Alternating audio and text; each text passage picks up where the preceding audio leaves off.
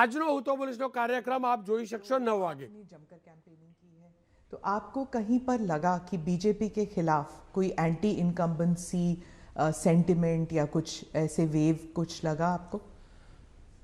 वैसे चुनाव घोषित होने के बाद मैं किसी राज्य का दौरा नहीं कर पाया हूं, क्योंकि इलेक्शन कमीशन ने कुछ मर्यादाएं रखी थी और मेरा प्रयास रहता है कि मैं मर्यादाओं का पालन करूं। लेकिन वर्चुअली मुझे बीच बीच में कार्यकर्ताओं से बातचीत करने का अवसर मिला है। चुनाव का समय हो या न हो, भारतीय जनता पार्टी संगठन में हो या सरकार में हो, हम हमेशा जनता जनार्दन की सेवा में लगे रहते हैं। और जब सरकार में होते हैं तो बहुत अधिक तीव्रता से, अधिक विस्तार से सबका साथ, सबका विकास, इस मूल मंत्र को लेकर के जी जान से जुटे रहते हैं। और मैं इस चुनाव में भी सभी राज्यों में देख रहा हूं कि भारतीय जनता पार्टी के प्रति लहर है। भारी बहुमत से भारतीय जनता पार्टी जीतेगी और भारतीय जनता पार्टी को सेवा करने का मौका इन सभी 5 राज्यों की जनता देगी। और ये भी सही है कि जिन राज्यों में हमें सेवा करने का मौका मिला है, उन्होंने हमें परखा है, हमारे काम को देखा है और उसका परिणाम होगा। पहले के ज़माने में पॉलिटिकल फील्ड में एनालिसिस करते समय एक शब्द पॉपुलर हो चुका है, एंटी इनकम्बेंसी। मैं समझता हूं कि हमारे देश में वक्त बदला, लेकिन कभी कभी टर्मिनोलॉजी नहीं बदली। और ये कारण ये है कि पहले जो सरकारें चलती थी वो फाइलों पे हस्ताक्षर करना, मनमर्जी के लोगों की फाइल को प्रायोरिटी देना, योजनाएं चुनाव को केंद्र में रख के घोषित करना और कभी कभी जाकर के फीते काट के चले आना, शिलान्यास करके चले आना। डिलीवरी के तरफ कभी योगदान उनका ध्यान नहीं रहता था। उनको लगता था घोषणा हो गई, यानी विज्ञान भवन में दिया जलाया तो उनको लगता था काम हो गया। और जब लोगों को काम नजर नहीं आता है और घोषणाएं बार बार सुनने को मिलती हैं, तब एंटी इनकम्बेंसी का जन्म होता है। लेकिन जब काम करने का प्रयास दिखता है, दिन रात की मेहनत दिखती है, आसपास में कुछ न कुछ पॉजिटिव होता हुआ दिख रहा है, तो फिर एक विश्वास बनता है कि वहाँ हो रहा है तो कल मेरे यहाँ भी होगा। गरीब को घर उसको मिल गया तो कल मुझे भी, गरीब हूँ, मेरा घर इस बार लाइन नंबर नहीं लगा लेकिन कल मुझे मिलेगा, ये विश्वास पैदा होता है। और इसके कारण भारतीय जनता पार्टी के कल्चर में जहां भी हमें स्थिरता के साथ काम करने का मौका मिला है, वहां एंटी इनकम्बेंसी नहीं, प्रो इनकम्बेंसी का माहौल होता है। और भारतीय जनता पार्टी हमेशा प्रो इनकम्बेंसी को लेकर के चुनाव में अधिक ताकत से उभर करके आती है। पर उत्तर प्रदेश में खासियत रही कि एक ही पार्टी को दोबारा चांस नहीं देते हैं, मौका नहीं मिलता है। लेकिन आपको लगता है कि इस बार जो है, क्योंकि 3 चुनावों में उन्होंने बीजेपी को वोट दिया है, 2014 में, 17 में, 20 में आपको वोट दिया, तो आपको क्या लगता है कि आपने ही बहुत अच्छे ढंग से इस बात को कह दिया है कि 2014 में हमें वोट मिला, फिर 2017 में मिला, 19 में, हाँ, फिर 2019 में मिला, यानी 3 बार मिला। मतलब जो पुरानी थियरी है, एक बार आओ एक बार जाओ वाला, उत्तर प्रदेश ने पहले ही नकार दिया है। जब पहले ही नकार दिया है तो अब क्यों आगे बढ़ाएगा? भारतीय जनता पार्टी ने अनुभव किया है कि हमें 14 में स्वीकार किया, फिर काम देखा 17 में स्वीकार किया, काम देखा 19 में स्वीकार किया, काम देगा 22 में स्वीकार करेंगे। जी। सभी तस्वीरों में जो पोस्टर्स छपती हैं उनमें मोदी जी की तस्वीर होती है और योगी जी की। जहां पर चीफ मिनिस्टर कैंडिडेट है वहां पर चीफ मिनिस्टर कैंडिडेट का होता है, नहीं तो मोदी जी की तस्वीर होती है हर जगह। तो अगर क्या ये हम ये मान के चल सकते हैं कि जो राज्य के चुनाव होते हैं एक किस्म से एक रेफरेंडम है सेंटर की पॉलिसीज को भी, सिर्फ स्टेट की नहीं, सिर्फ सेंटर की भी पॉलिसीज? आप देखिए, भारतीय जनता पार्टी एक कलेक्टिव लीडरशिप में विश्वास करती है, सामूहिकता में विश्वास करती है और हम स्तर पर सामूहिक रूप से काम करने के आदी हैं। वो तस्वीर प्रधानमंत्री की नहीं है, वो भारतीय जनता पार्टी के कार्यकर्ता की तस्वीर है जिसको नरेंद्र मोदी कहते हैं। और कार्यकर्ताओं के साथ मेरा खड़ा रहना मेरे लिए गर्व का विषय होता है। अगर मेरे साथी कार्यकर्ताओं के बीच में मेरी भी फोटो होती है तो मैं भी उन कार्यकर्ताओं जैसा लगता हूँ। मुझे लगता है हाँ, मैं भी इन्हीं के बराबर हूँ, मैं किसी से ऊपर नहीं हूँ, किसी से आगे नहीं हूँ। तो मेरे लिए तो उस फोटो का मतलब इतना ही होता है। और देश की जनता भी ऐसे, ये जो फैशन हो गई है कि हर चुनाव यानी फलाने का, हर चुनाव ढीकने का, मैं समझता हूँ ये चुनाव हमारे कार्य का है, हमारे आचार विचार का है, हमारी नीतियों का है और सबसे ज़्यादा हमारी नीयत का है। और मैं मानता हूँ देश उसको समर्थन कर रहा है। तो अगर पार्टी जीतती है इलेक्शन में तो बीजेपी कहती है ये मोदी की जीत है, तो अगर हारती है तो क्या आप इसको एक कभी कभी पर्सनल भी लेते हैं कि, और क्या मंथन चलता है पार्टी में आप बाकी लीडर्स के साथ बैठ के कि गलती कहाँ पे हुई और कहाँ पे हमको रोल बैक करना चाहिए या गलतियाँ सही करनी चाहिए? आपने बहुत सही सवाल पूछा है। भारतीय जनता पार्टी, हम चुनाव हार करके ही जीतने लगे हैं। हमने बहुत पराजय देखे हैं, जमानतें जब्त होती देखी है। मैं तो तब राजनीति में नहीं था, लेकिन एक बार मैंने देखा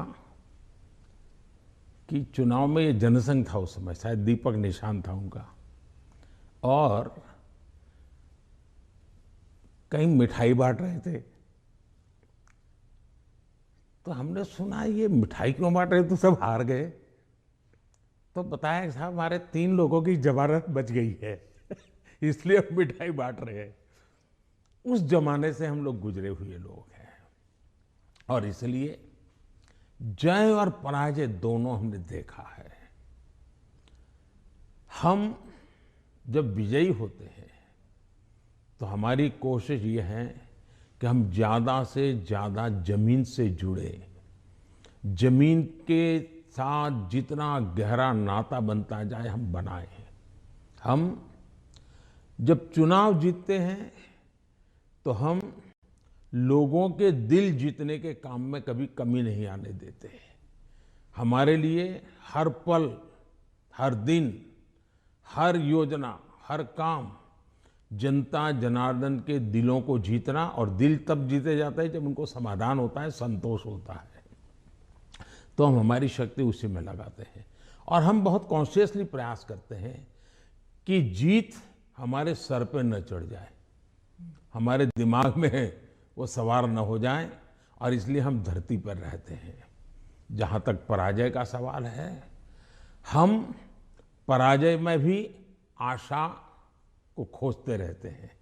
हम निराशा में डूब करके इसने किया, उसने किया, इसको वो ये करो, डिकना करो, फलाना करो, इस चक्कर में नहीं पड़ते। हम सोचते हैं कि सामने वाले की रणनीति क्या थी, उसके तौर तरीके क्या थे, वो लोगों को गुमराह करने में क्यों सफल हुआ, हमारी बात को हम कैसे पहुंचाएंगे। हम औरों का भी अभ्यास करते हैं, हमारा भी अभ्यास करते हैं, हम स्थितियों का भी अभ्यास करते हैं, हम उस प्रकार के योजनाओं का भी अभ्यास करते हैं और फिर हम आगे की रणनीति बनाते हैं। हम हर चुनाव से सीखते हैं, चुनाव जय का हो या चुनाव पराजय का हो। हमारे लिए चुनाव एक प्रकार से ओपन यूनिवर्सिटी है, जिसमें हम नए रिक्रूटमेंट के लिए अवसर भी मिलता है और अपने आप को तराशने का भी अवसर मिलता है। तो हम चुनाव को एक प्रकार से हमारा एजुकेशन का पीरियड मानते हैं। आप योजनाओं की बात कर रहे थे। अखिलेश जी कहते हैं कि उत्तर प्रदेश में कोई योजनाएं आपकी नहीं थी, माने बीजेपी की नहीं थी, वो उनकी अपनी योजनाएं हैं। आप अपना अमली जामा पहनाते हैं और आप अपनी उपलब्धि बताते हैं उसे। मुझे बहुत आनंद होता है जब ये सुनता हूं तो। योगी जी की इतनी मेहनत और इतनी सफल योजना, उसको साकार करना और उसको कभी कोई एनकैश करने के लिए इधर उधर की बातें करता है, तो मैं उसमें से एक अर्थ ये निकालता हूं कि योगी जी की ये योजना इतनी अद्भुत है, असंभव को उन्होंने संभव करके दिया है, तभी जाकर के विरोधी भी उसको कैश करने के लिए मैदान में उतर पड़े हैं। वरना विरोधी विरोध करता, कैश करने के लिए मैदान में उतरा है, मतलब योजना अच्छी है, योजना सफल है और सफल तरीके से समय सीमा में उसको पूरा किया है। और एक प्रकार से मैं इसको योगी जी की क्रेडिट मानता हूं। दूसरा विषय है, हमारे देश में एक कल्चर चला कि राजनेता और सरकारों का काम क्या, हर चीज पे हाथ डाल देना, बोलते रहना, ये करेंगे वो करेंगे, ये करेंगे वो करेंगे, कभी इसके में। और कोई चीज दुनिया में उन्होंने छोड़ी नहीं है। कोई नेता मिल जाएगा, वो कहेगा हम चंद्र पर मानवी भेजने वाले हैं। कोई नेता मिल जाएगा, उसने कभी कहा होगा कि हम चंद्र पर व्यवस्थाएं खड़ी करने वाले हैं। और 100 साल के बाद भी, 50 साल बाद, 30 साल भी कोई कर देगा तो वो कहेंगे हाँ देखो हमने उस समय कहा था। तो ऐसे लोग तो बहुत मिल जाएंगे। आपने क्राइम फ्री उत्तर प्रदेश का जिक्र किया है आपने भाषणों में, पार्लियामेंट में भी आप कर रहे थे। आपने कहा कि समाजवादी पार्टी जो है वो दंगाइयों की पार्टी है, आपने, और योगी जी ने कहा कि गुंडे हैं उस पार्टी में। तो क्या आप, और समाजवादी पार्टी कहती है कि उनकी खामियां हैं और इसलिए वो हम पर एलिगेशंस करते हैं। क्या आप ये आप कैटेगोरिकली कह सकते हैं कि यूपी जो है वो क्राइम फ्री की तरफ बढ़ रही है और ये हो सकता है, संभव है? पहली बात है कि जब लोग उत्तर प्रदेश में सुरक्षा के विषय की चर्चा करते हैं तो वहां के सामान्य मानवी के मन में पिछली सरकारों में जो उन्होंने मुसीबतें झेली है, जिस प्रकार से गुंडा राज चलता था, जिस प्रकार से माफिया की इच्छा के अनुसार ही सरकार के बाबुओं को काम करने के लिए मजबूर होना पड़ता था, जिस प्रकार से इस प्रकार के दबांग लोगों को सरकार में एक प्रकार से प्रतिष्ठा थी, आश्रय था, ये सारी चीजें उत्तर प्रदेश ने बड़े निकट से देखा है। बहन बेटी घर के बाहर नहीं निकल पाती थी, ये उत्तर प्रदेश ने देखा है। आज उत्तर प्रदेश की बेटी कह रही है कि मैं शाम को अंधेरा होने के बाद भी अगर कहीं काम है तो जा सकती हूँ। ये जो विश्वास पैदा हुआ है वो मैं समझता हूँ सुरक्षा के लिए बहुत जरूरी है। और ये तब हुआ है, उत्तर प्रदेश में एक समय था गुंडे जो चाहे वो कर सकते थे। आज स्थिति ये है कि उनको हाथ जोड़ के कहना पड़ता है कि यहाँ बाहर मुझे रहना नहीं है, या तो मुझे जेल में ही रखो ताकि वहाँ थोड़ी बहुत तो मेरी जिंदगी बच जाएगी, क्योंकि मेरे पाप। और हर कोई सरेंडर कर रहा है। बहुत से लोग हो सकता है सही रास्ते पर भी आ जाएंगे, जब देखेंगे कि भाई अच्छे रास्ते से भी जीवन जिया जा सकता है तो हो सकता है अच्छे रास्ते पर आ जाएंगे। लेकिन योगी जी ने सुरक्षा को प्राथमिकता दी है, कोई कॉम्प्रोमाइज नहीं किया है। कुछ लोगों को उसके कारण तकलीफ हो रही क्योंकि उनका कारोबार वही था। आज खास करके माताओं बहनों को जो सुरक्षा मिली है ये बहुत ही महत्वपूर्ण है। अब आप देखिए इतना बड़ा कुंभ का मेला हुआ, यानी हमारे देश में हुए कुंभ के मेलों में सबसे बड़ा कुंभ का मेला योगी जी के कालखंड में हुआ। करोड़ों की तादाद में लोग आए, कोई कानून व्यवस्था की समस्या नहीं हुई, कहीं चोरी की भी खबरें नहीं आई, जेब कतरे की खबर नहीं आई। ये किसी भी समाज को संतोष देने वाला विषय है, ये गौरव करने वाला विषय है। और हिंदुस्तान में अगर सुरक्षा को प्राथमिकता दी जाए तो बुरा क्या है? नहीं, बुरा नहीं। जैसे सुरक्षा की बात चल रही है तो वो कहते हैं कि वहां पर एक जुडिशियल प्रोसेस नहीं है, ठोकों की राजनीति चलती है। अगर योगी सरकार ने डिसाइड कर लिया कि फला जो है वो गुंडा है या उसका कारोबार जो है उसमें कोई डाउट है तो उसको जेल में डाल दो, मतलब एक जुडिशियल प्रोसेस नहीं है, वो कहते हैं। देखिए, हिंदुस्तान की जुडिशरी वाइब्रेंट है, हिंदुस्तान की जुडिशरी बहुत ही सक्रिय है और कभी कभी तो प्रोएक्टिव है। अगर ऐसा कुछ भी हुआ होता तो हिंदुस्तान की जुडिशरी ने जरूर कदम उठाए होते और पीआईएल करने वालों की कमी नहीं है हमारे देश में। ऐसी बहुत बड़ी जमात है जिनकी रोजी रोटी पीआईएल पर है, तो वो तो तुरंत पहुंच जाते हैं, लेकिन ऐसा कुछ नहीं हो रहा है।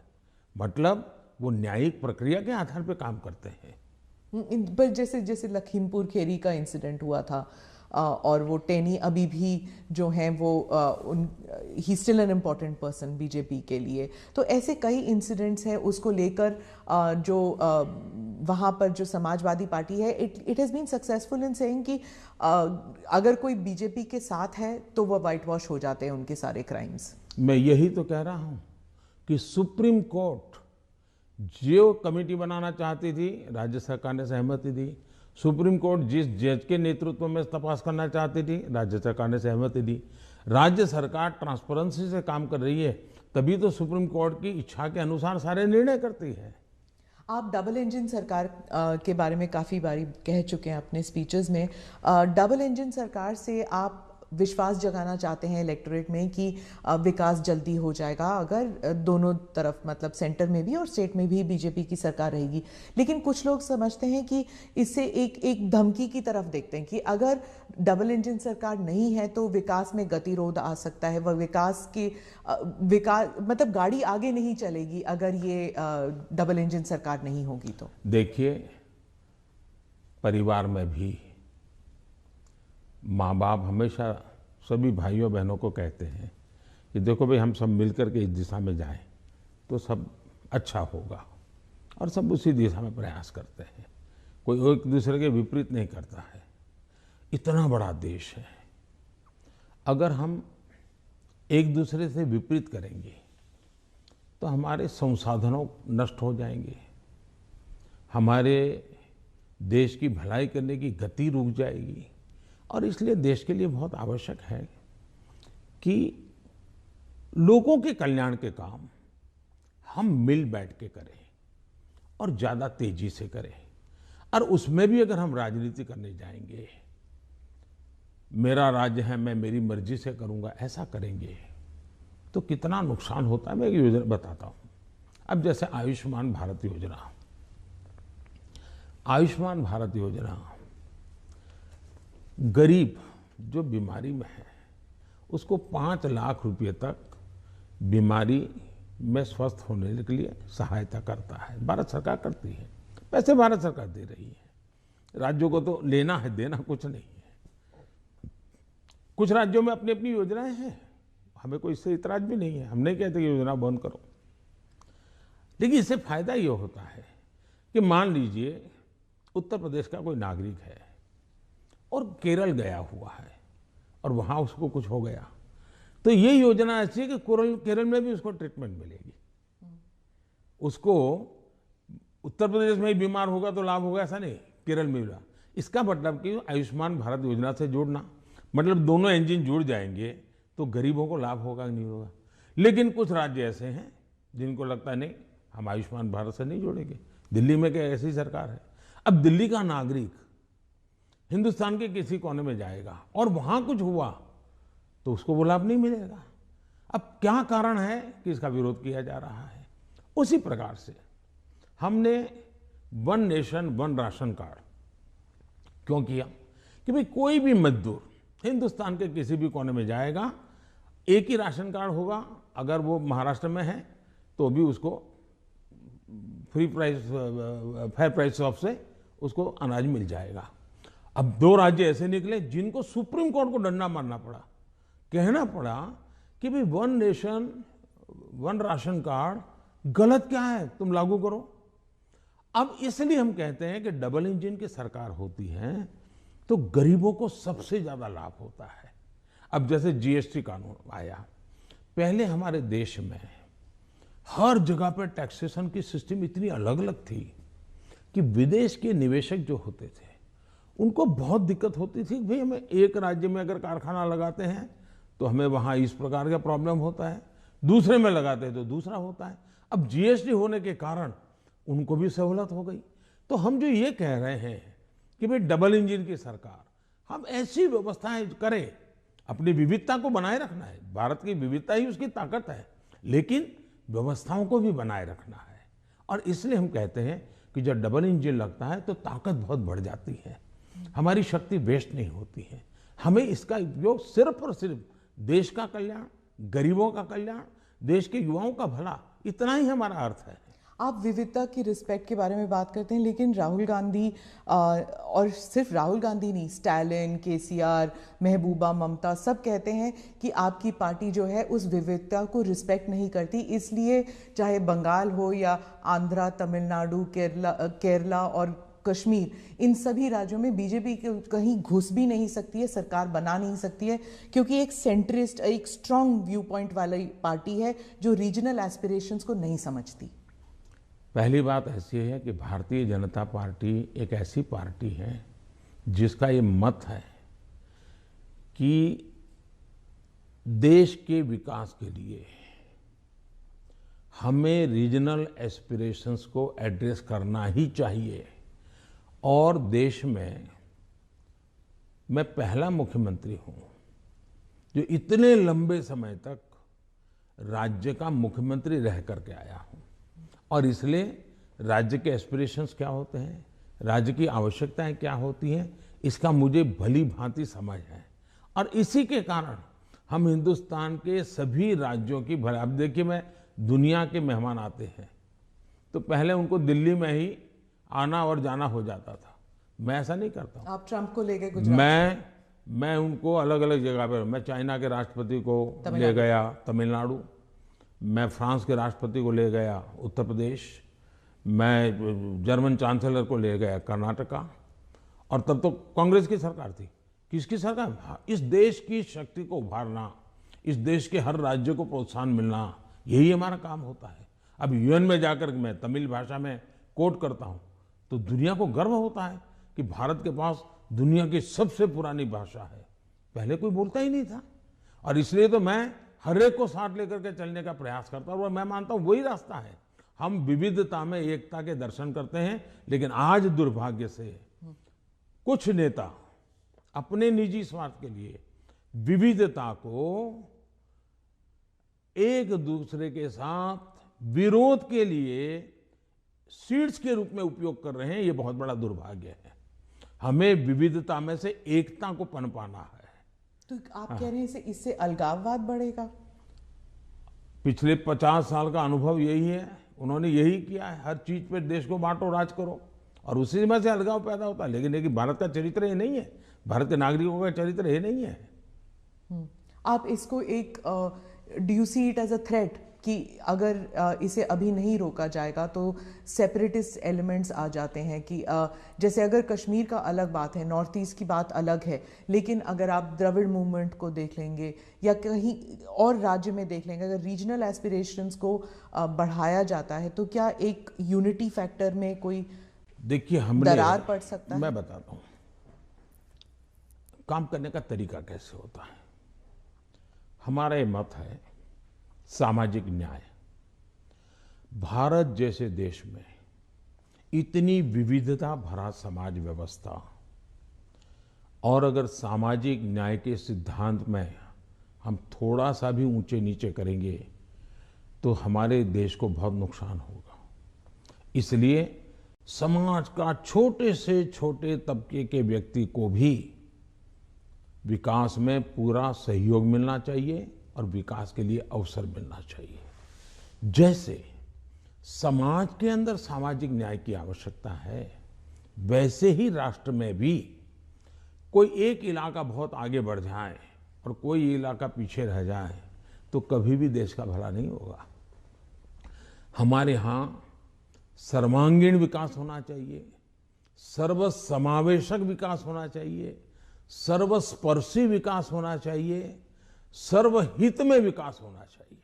और इसलिए हम एक विषय लेकर के आए जिसमें भी मैं देख रहा हूं कि सभी राज्य हमारे साथ मिलकर के कंधे से कंधा मिलाकर के काम कर रहे हैं।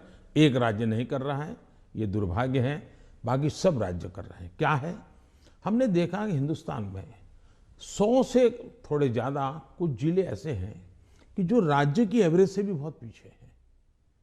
हर प्रकार से वहाँ का धन तो सब राज्य जिलों को समान मिलता है, तो ऐसा क्यों होता है?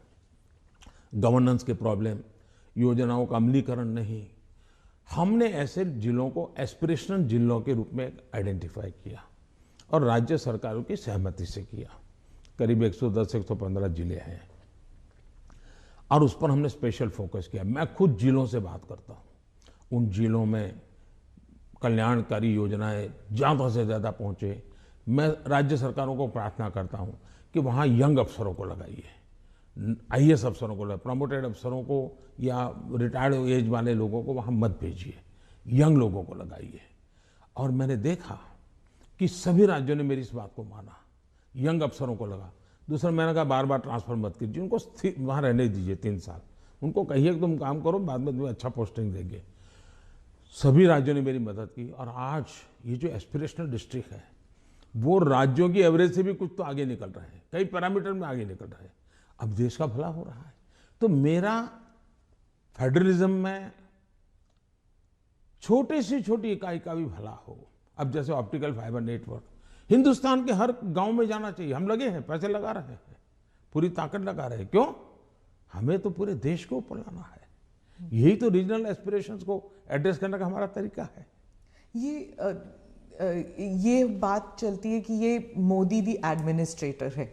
अब अगर आप मोदी द पॉलिटिशियन के बारे में बात करूं तो जो पोलराइजेशन हमारे सोसाइटी में है वो हर इलेक्शन में उभर कर आती है, जाति के नाम पर हो या धर्म के नाम पर हो। कोई ना कोई किस्सा जरूर हो जाता है इलेक्शन से पहले। तो मोदी दी एडमिनिस्ट्रेटर आपने बता दिया आपने क्या क्या किया, मोदी द पॉलिटिशियन नहीं कर पाया है अभी तक। पहली बात है कि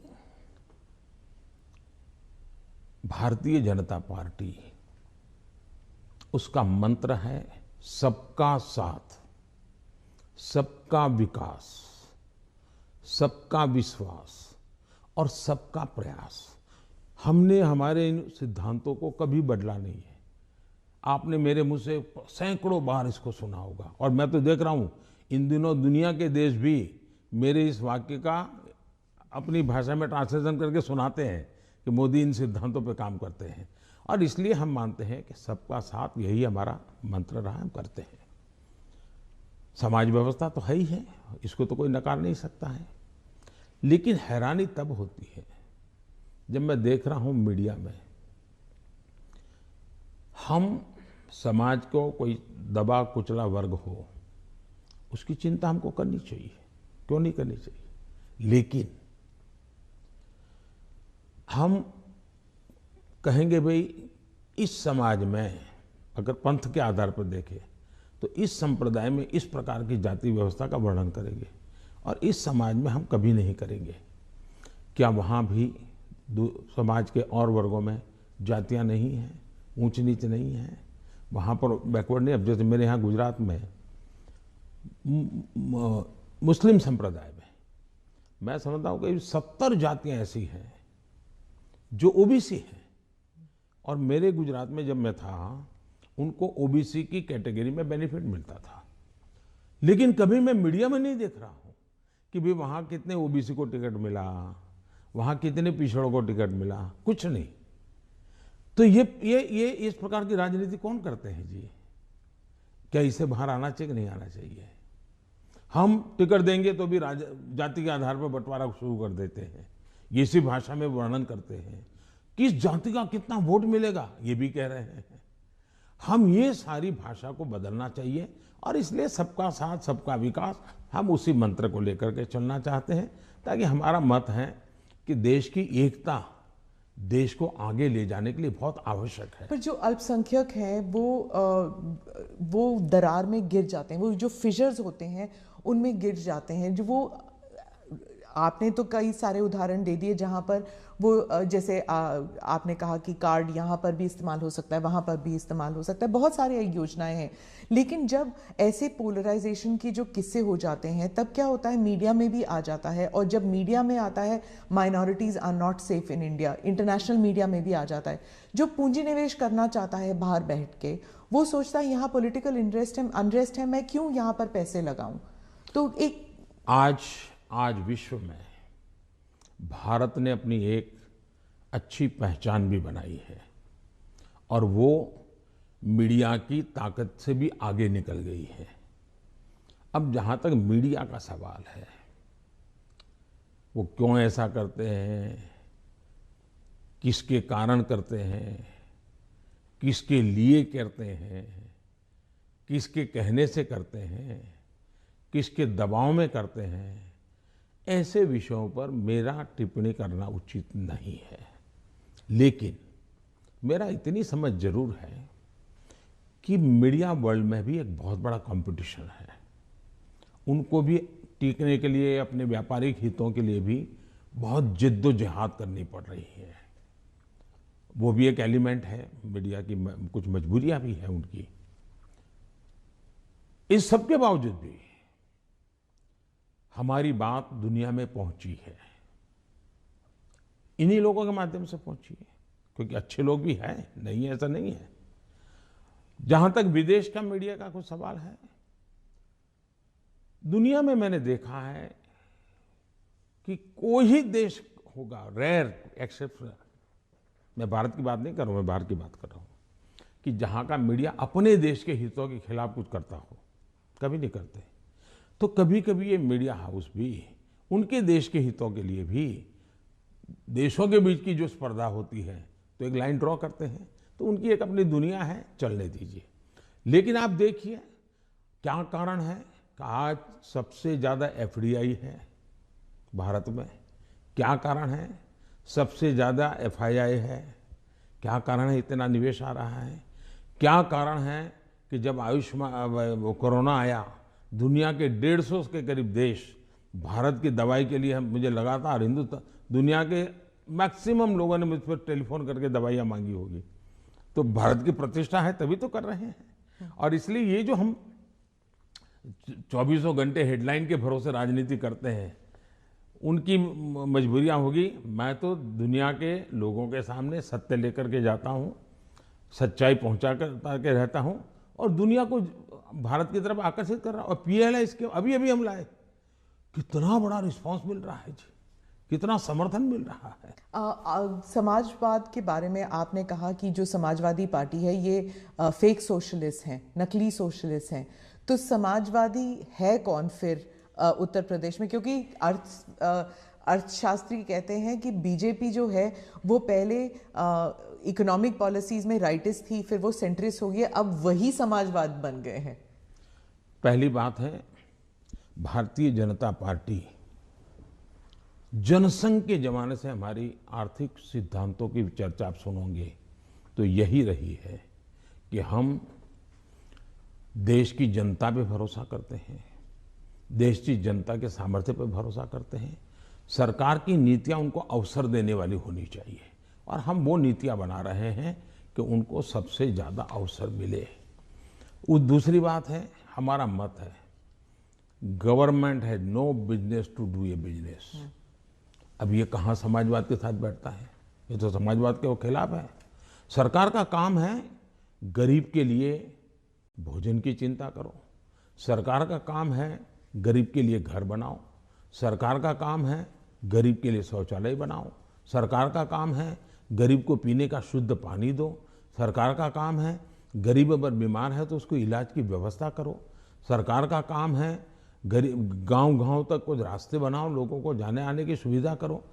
सरकार का काम है कि हमारा देश का एग्रीकल्चर ताकत जो है विश्व के बाजार में कैसे पहुंचे, इसके लिए कुछ व्यवस्था करो। छोटे किसान, उसको दरकिनार किया, उसकी चिंता करो। और मेरी प्राथमिकता यही है, मुझे लोगों को घर देना है, मुझे गरीबों को शौचालय देना है, मुझे गरीबों को धुएं से मुक्त करना है, मुझे गरीबों को घर में शुद्ध पीने का पानी पहुंचाना है, मुझे गरीब के बच्चों को पढ़ाना है। अगर कोई इसको समाजवाद कहता है तो मुझे ये समाजवाद मंजूर है, तो वोट क्योंकि होगी मैं समाज के लिए हूं। लेकिन मैं जो चर्चा करता हूं नकली समाजवाद, वो ये है, ये पूरी तरह परिवारवाद है। लोहिया जी का परिवार कहीं नजर आता है क्या? वो भी तो समाजवादी थे। जॉर्ज फर्नांडिस का परिवार नजर आता है क्या? वो भी समाजवाद थे। नीतीश बाबू हमारे साथ काम कर रहे हैं, वो भी तो समाजवादी हैं। परिवार कहीं नजर आता है क्या? ये समाजवादी लोग हैं। लेकिन ये लोग देखिए, पूरा परिवार। मुझे एक बार किसी ने चिट्ठी भेजी थी, मैं तो भूल गया आज। उन्होंने कहा कि इनके परिवार से, ये सपा जो है उत्तर प्रदेश का, 45 लोग ऐसे थे जो किसी न किसी पद पर थे। एक ही फैमिली के 45 लोग। और किसी और ने मुझे कहा कि उनके पूरे परिवार में 25 साल की उम्र के करीब करीब सभी व्यक्ति को चुनाव लड़ने का मौका दिया गया है। क्या ये परिवारवाद का लोकतंत्र के लिए खतरा है? इसलिए मैं कह रहा हूं। तो अखिलेश और जयंत दोनों कहते हैं कि परिवारवाद सिर्फ उनकी पार्टी में नहीं, आपकी पार्टी में भी है। राहुल गांधी भी कहते हैं कि परिवारवाद से जुड़े मतलब सेकंड जनरेशन लीडर्स तो आपकी पार्टी में भी हैं। बहुत बहुत फर्क है। ये फर्क, अच्छा सवाल पूछा आपने। मैं थोड़ा विस्तार से जवाब दूंगा, बुरा मत मानिए। लेकिन देश की जनता को मैं झूठ के सामने सत्य समझाना चाहता हूं। एक परिवार से अनेक लोग जनता के बीच में जाएं, एक परिवार से 2 लोग जाएं, 3 लोग जाएं और जनता उनको चुनाव करके भेजे, वो एक राजनीति का पहलू है। लेकिन दूसरा, एक परिवार के लोग ही उस पार्टी के अध्यक्ष बने, उस पार्टी के ट्रेजरर बने, उस पार्टी का पार्लियामेंट्री बोर्ड बने। पिताजी अगर नहीं कर सकते हैं तो बेटा अध्यक्ष बने, बेटा नहीं कर सकता है और बूढ़ा हो गया है तो उसका बेटा अध्यक्ष करे, पिता नहीं रहे तो पुत्र करे। ये जो विरासत और वारसा बारिश के रूप में चल रहा है, डायनेस्टी के रूप में चल रहा है, कोई डायनेमिक्स है ही नहीं, ओनली डायनेस्टी। ये जब बनता है, पार्टी परिवार की बन जाती है। और आप देखिए हिंदुस्तान की बर्बादी कहां से हो रही है। जम्मू कश्मीर से शुरू करिए, 2 पार्टियां मेन रही वहां, दोनों परिवार की पार्टियां हैं। अभी तक उसका कोई नया नेता देखा ही नहीं। आज देश में जो 18 से 40 साल की उम्र के लोग हैं, उन्होंने इन पार्टियों के जितने नेता देखे, एक ही परिवार के देखे हैं।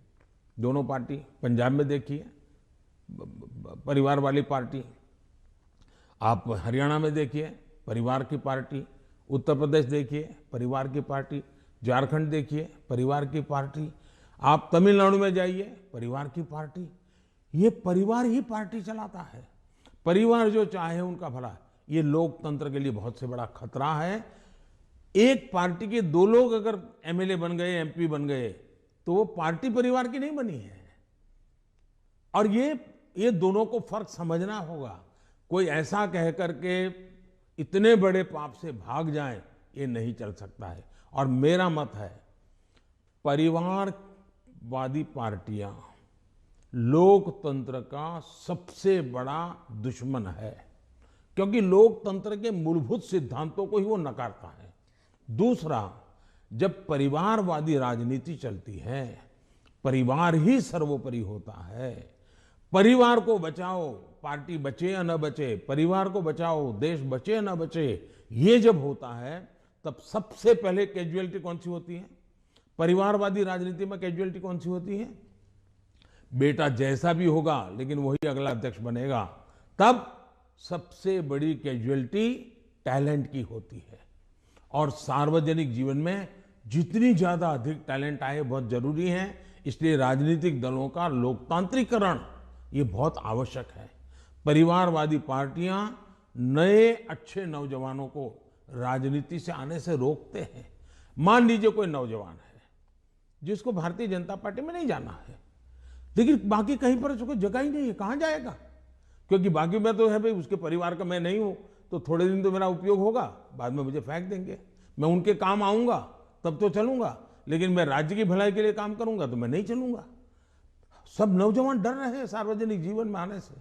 भारतीय जनता पार्टी को आ रहे हैं तो लोगों को लगता है कि भारतीय जनता पार्टी क्यों बढ़ रही है, क्योंकि लोकतांत्रिक तरीके से चल रही है। तो आप जब परिवार के बारे में बात करते हैं, स्पेशली पॉलिटिकल पार्टीज के जो पॉलिटिकल फैमिलीज हैं, तो कांग्रेस कह रही है जान के आपने जवाहरलाल नेहरू के स्पीचेस के बारे में, दोनों सदनों में जो आपने स्पीच दिए, राज्यसभा में, लोकसभा में, वहाँ पर आपने नेहरू जी के स्पीचेस पर बहुत तवज्जो दी और यही दिखाने के लिए कि नेहरू जी ने भी ऐसे काम किए हैं जिसके लिए आप उन्हें क्रिटिसाइज कर रहे थे। तो राहुल गांधी ने देर रात को मीडिया से बात करते हुए कहा कि I don't need a certificate from Modi ji about my great grandfather. तो अब ये फिर अब पूरा परिवार के ऊपर बन गया है कंट्रोवर्सी। हालांकि आपने जो एग्जांपल्स दिए थे वो परिवार के ऊपर नहीं था। पहली बात है, मैंने किसी के पिताजी के कुछ नहीं कहा है, मैंने किसी के दादाजी के लिए कुछ नहीं कहा है, नहीं मैंने किसी नाना जी के लिए कहा है, नहीं मैंने किसी की माता जी के लिए कुछ कहा है। मैंने देश के प्रधानमंत्री ने क्या कहा वो कहा है, और सरकार एक कंटिन्यूटी होती है, और इसलिए एक प्रधानमंत्री के ये विचार थे तब क्या स्थिति थी, आज के प्रधानमंत्री के ये विचार है क्या स्थिति है, और देश का ये हक बनता है। अब दूसरा, बार बार हमें कहा जाता है आप नेहरू जी का नाम लेते नहीं, आप नेहरू जी का नाम, अब हम लेते हैं तो भी मुश्किल हो रहा है।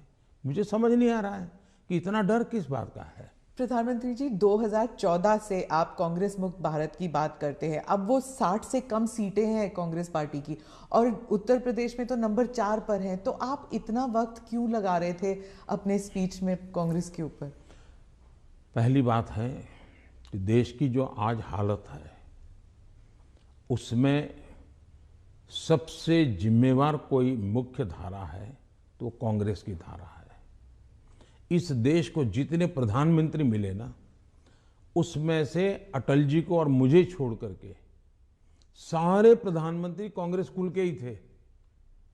इसके कारण देश में एक कांग्रेस की कार्यशैली ही राजनीति में एक प्रकार से मुख्य धारा बन गई। अब जब कांग्रेस की कार्यशैली, कांग्रेस की विचारधारा, कांग्रेस के पसंद नापसंद के आधार क्या है, संप्रदायवाद है, जातिवाद है, भाषावाद है, प्रांतवाद है, भाई भतीजावाद है, भ्रष्टाचार है, अगर यही इस राजनीति में मुख्य धारा में रहेगा तो देश का कितना बड़ा नुकसान होगा। और इसलिए मैं हमेशा कहता हूं कि हमें, और जब मैं कांग्रेस मुक्त भारत कहता हूं तब कांग्रेस की संख्या से मेरा लेना देना नहीं है। अब जैसे हम कम्युनिस्ट पार्टियों की आलोचना करते हैं, अब सत्ता में नहीं है, वो कहीं नजर नहीं आता, एक केरल में कोने में बैठे हैं, फिर भी वो विचारधारा खतरनाक है। उसी प्रकार से कांग्रेस ने जो राजनीति में की चरित्र की मुख्य धारा बनाई हुई है वो देश को तबाह कर रही है। अगर अच्छी कार्यशैली होती है, अच्छे तौर तरीके होते हैं तो देश आज से पहले बहुत आगे निकल चुका होता। बहुत रुका हुआ, ठहरा हुआ, जनता ने कुछ कर लिया तो कर लिया, ये हुआ है। उत्तर प्रदेश पे ही वापस आती हूँ। वहाँ पर जो ऑप्टिक्स की बात कर रही हूँ, जो पहले चरण में जो चुनाव होने वाले हैं, ऑप्टिक्स में ऐसे लग रहा है जैसे दो युवा नेता हैं, अखिलेश और जयंत, और दूसरी तरफ बहुत ही पावरफुल योगी जी और मोदी जी, जो सरकारी मशीनरी का दुरुपयोग कर रही है, कह रहे हैं, और उनके साथ है ईडी, उनके साथ है जुडिशरी, उनके साथ है मीडिया। तो एक अनइवन प्लेइंग ग्राउंड है। आप क्या कहेंगे इस बारे में? पहली बात है कि ये दो लड़कों वाला खेल तो हमने पहले भी देखा था, और इतना अहंकार था कि उन्होंने गुजरात के दो गधे ये शब्द प्रयोग किया था, और उत्तर प्रदेश की जनता ने उनको हिसाब दिखा दिया। और एक बार तो दो लड़के भी थे और एक बुआ जी भी उनके साथ थी, फिर भी उनके हाल नहीं बना, क्योंकि उत्तर प्रदेश इस प्रकार के जोड़ से अगर किसी को 25 साल पर मताधिकार मिलता है, मान लो 25 साल पर चुनाव लड़ने का हक मिलता है, मान लीजिए, मताधिकार तो 18 साल में मिल जाता है, लेकिन 25 साल पर उसको चुनाव, लेकिन कोई पिताजी ऐसा कहे कि देखो मेरा ये बेटा है वो 10 साल का है, ये बेटा है 15 साल का, दोनों 25 के हो गए, उनको चुनाव लड़ने दो, तो कोई लड़ने देगा क्या? तो इस प्रकार की मेलजोल से चलता है क्या? नहीं, पर जो उनका आरोप है कि लेवल प्लेइंग फील्ड नहीं है क्योंकि बीजेपी सरकारी मशीनरी और इदारों का इस्तेमाल करती है, ईडी का, और टैक्स रेड्स होते हैं कैंडिडेट्स पर, उनके रिश्तेदारों पर, आप क्या कहेंगे?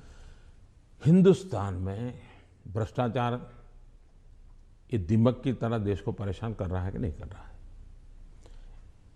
ऐसे लोगों के खिलाफ जनता ने हर बार आवाज उठाई कि नहीं उठाई है?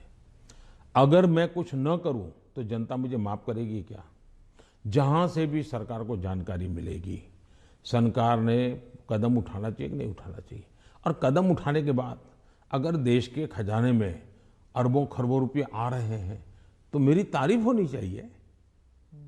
अच्छा, चुनाव के समय हिंदुस्तान में हर बार चुनाव चलता रहता है भाई, तो सरकार काम करना बंद कर दे क्या?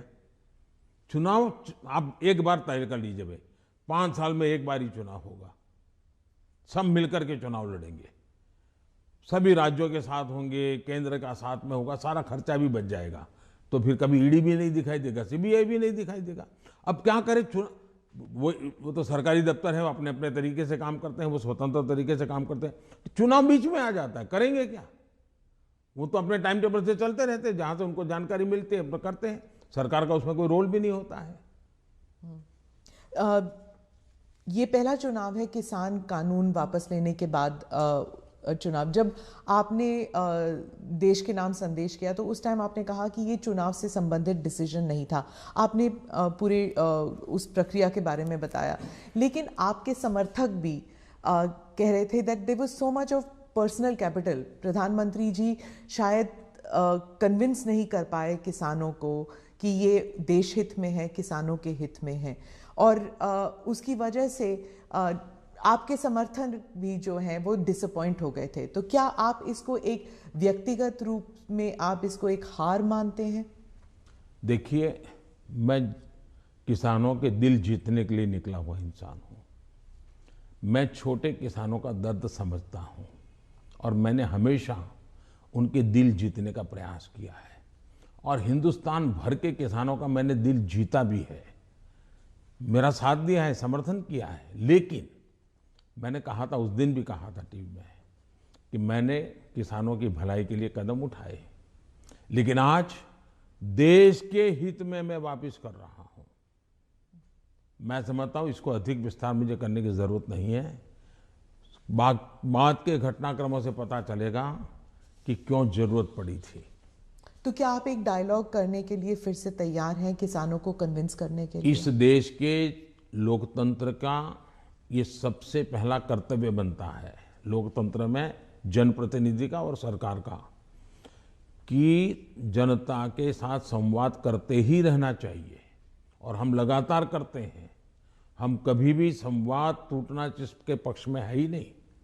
हर किसी को, मुझे भी सुनना चाहिए, मेरी सरकार को भी सुनना चाहिए, और बातचीत करना ही चाहिए।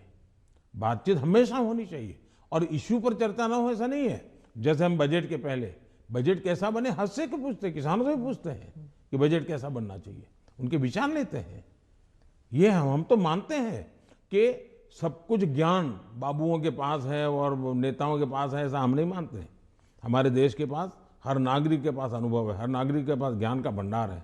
हम तो सबसे संवाद करना चाहते हैं, सबसे सीखना चाहते हैं, सबके सुझावों के आधार पर हम चलना चाहते हैं। कोविड के टाइम, फर्स्ट वेव और सेकेंड वेव, उसके बारे में आपने अपने स्पीच में भी जिक्र किया कि उसे आपने कहा कि जो कोविड के अगेंस्ट जो हमारी लड़ाई थी वो वी वर विक्टोरियस, मतलब भारत जो है वो विक्टोरियस उभर के आया। लेकिन आपने ये भी कहा कि महाराष्ट्र की सरकार और दिल्ली की सरकार जो है वो नकारात्मक कार्य कर रही थी, लेकिन अरविंद केजरीवाल, राहुल गांधी और शिवसेना ने, तीनों ने कहा कि नहीं, ये गलत है। कोविड की लड़ाई में जो नाकामयाबी सरकार की थी, सेंट्रल गवर्नमेंट की थी, वो हम पे लादा जा रहा है। मैंने ये कहा कि कांग्रेस पार्टी, जब लॉकडाउन हुआ, WHO समेत सब लोग कहते थे कि जो जहां है वहां रहे, वो एक जगह से दूसरी जगह पे न जाए, वरना कोरोना के वो शिकार हो जाएगा, उसका जीवन को तकलीफ हो जाएगी। और उस समय कोरोना किस चाल से चलता है, उसका रूप रंग क्या है, कोई पता ही नहीं था दुनिया को। लॉकडाउन, अफरा तफरी में लॉकडाउन राज्यों ने शुरू कर दिए थे, राज्यों ने लगातार अपनी तरफ, और एक राज्य लॉकडाउन कर रहा है तो दूसरे, तो इसलिए नेशन वाइड कुछ करने की आवश्यकता बन गई थी। ये लोग भूल जाते हैं, लॉकडाउन पहले से ही राज्यों ने शुरू कर दिए थे। भारत सरकार ने तो बाद में लॉकडाउन का निर्णय करना पड़ा सबको एक साथ उसकी स्थिति सुधारने के लिए। दूसरी बात है, मैंने कहा कांग्रेस पार्टी ने फ्री टिकट दे करके लोगों को प्रोत्साहित किया कि आप जाइए। वो टिकट तो दिया उन्हें 500,000 लोगों को, लेकिन हवा बना दी कि जाओ। अब उस समय ये न करते तो हमारे देश के श्रमिकों को 2-4, क्योंकि भय का वातावरण तो था ही था, 2-4 दिन में चीजें संभल जाती उनको पर, तो बाद में व्यवस्थाएं खड़ी हो जाती। लेकिन उल्टा किया और पूरी ताकत श्रमिकों के लिए लगानी पड़ी। तब जाकर के योगी जी को हजारों बस भेजनी पड़ी यहाँ पर। यहाँ पर भी दिल्ली में आप पार्टी ने, उसके नेताओं ने जीपों में जाकर के झुपड़पट्टी में कहा है, वीडियो अवेलेबल है, कि भाई आप जल्दी जाइए और वहां पहुंचिए, वहां से आप अपने घर पहुंच जाइए, यहां तो लॉकडाउन हो रहा है। भय पैदा कर दिया। और मैं हमेशा कहता हूं, ये भारत की जनता इतने बड़े संकट में, दुनिया मानती थी कि हिंदुस्तान का हालत सबसे खराब होगा, और स्वाभाविक था कि इतनी बड़ी जनसंख्या, हम इस प्रकार से समूह में रहते हैं, हमारा जीवन भी सामूहिक होता है, और ये बीमारी ऐसी है कि तुरंत लपेट लेती है, तो हमारे लिए हर प्रकार के संकट थे, ये तो मानना पड़ेगा। और बीमारी ने दुनिया भर को जिस प्रकार से समृद्ध देशों को तबाह कर दिया है, उसकी तुलना में हम बच पाए, तो हम गर्व से कह सकते हैं कि भाई हिंदुस्तान के नागरिकों ने जो भी उनके पास संसाधन थे, उन्होंने अपने डिसिप्लिन को फॉलो किया और उन्होंने अपने आप को बचाने में काफी मदद की। तो विजय मैंने जो भी कहा है 130 करोड़ को, लेकिन मैंने ये कभी नहीं कहा कि कोरोना खत्म हो गया। मैं तो आज भी कहता हूं ये बहुरूपिया है, वो कभी भी नए रंग रूप के साथ मैदान में उतर आता है और हमारी स्थितियों को चुनौती देता है। हमें हर बार डायनेमिक व्यवस्था से नई नई व्यवस्थाएं खड़ी करनी पड़ रही, और हमें जागरूक रहना पड़ेगा। प्रधानमंत्री जी, चुनाव 5 राज्यों में है। अब पंजाब की बात करती हूँ, तो आपको क्या लगता है कि बीजेपी ने जो अपना एलाई खोया है पंजाब में, उसकी वजह से मतलब तीसरी पार्टी आ रही है शायद पंजाब में पहली बार, पर बीजेपी कभी अपना रूट्स बना नहीं सकी उस राज्य में। क्या आप इसको एक राजनीतिक विफलता मानते हैं? मैं समझता हूं कि मेरी पार्टी के जो वरिष्ठ नेताओं ने उस समय जो नीतियां बनाई, जो रणनीतियां बनाई, वो उस समय के लिए बहुत अनिवार्य थी, और उसके कारण पंजाब की एकता, पंजाब के अंदर फिर से एक बार शांति का माहौल बने, पंजाब खून खराबे से बाहर निकले। और मैं मानता हूं कि भारतीय जनता पार्टी ने अपने राजनीतिक स्वार्थ के बजाय पंजाब का हित सुप्रीम माना, और उसने राजनीतिक जो भी कॉम्प्रोमाइज करने की आवश्यकता थी किया, वो बहुत जरूरी था, इसलिए किया। हम पंजाब को खून खराबे से बाहर निकालना चाहते थे, हम पंजाब को शांति देना चाहते थे, और उसके लिए अगर बीजेपी का नुकसान होता है तो होने देंगे, ये हमने होने दिया। बीजेपी तब भी पनप सकती थी, लेकिन हमारे लिए जरूरी था कि हम उस रास्ते पर चले जिसके कारण हम यहाँ पर सुख शांति का माहौल बनाने में हम बहुत बड़ा पॉजिटिव योगदान दे सके, और वो हमने किया, और पंजाब को बाहर निकालना में उस संकट से बाहर आए। जहां तक राजनीति का सवाल है, आज भारतीय जनता पार्टी सबसे अधिक विश्वसनीय पार्टी के रूप में पंजाब में उभरी है। आपने देखा होगा, बहुत बड़े वरिष्ठ लोग, समाज जीवन के वरिष्ठ लोग, जिनका राजनीति से लेना देना नहीं थे, वैसे बहुत बड़ी मात्रा में पिछले दिनों भारतीय जनता पार्टी ज्वाइन किया है। फिर जो राजनीति के बहुत बड़े महारथी हैं, ऐसे लोगों ने भी अपने पुराने दल छोड़ करके भारतीय जनता पार्टी, टिकट दे या न दे, लेकिन भारतीय जनता पार्टी पंजाब के स्थिरता के लिए, पंजाब के विकास के लिए, पंजाब की शांति के लिए बहुत जरूरी है, और इसलिए पंजाब में भारतीय जनता पार्टी का शासन बनना चाहिए। आज पंजाब से आवाज उठी है, और इसलिए है हम आगे बढ़े हैं। आज दो दल भारतीय जनता पार्टी के साथ जुड़े हैं। कैप्टन साहब और ढींडसा साहब बहुत पुराने लोग हैं जो राजनीति के वहाँ महारथी रहे, 3-3 दशक तक जिन्होंने वहाँ की राजनीति को दिशा दी है। ये लोग आज भारतीय जनता पार्टी को पसंद कर रहे हैं और इसलिए मैं मानता हूँ कि भारतीय जनता पार्टी पहले की तुलना में बहुत ही यशस्वी होगी।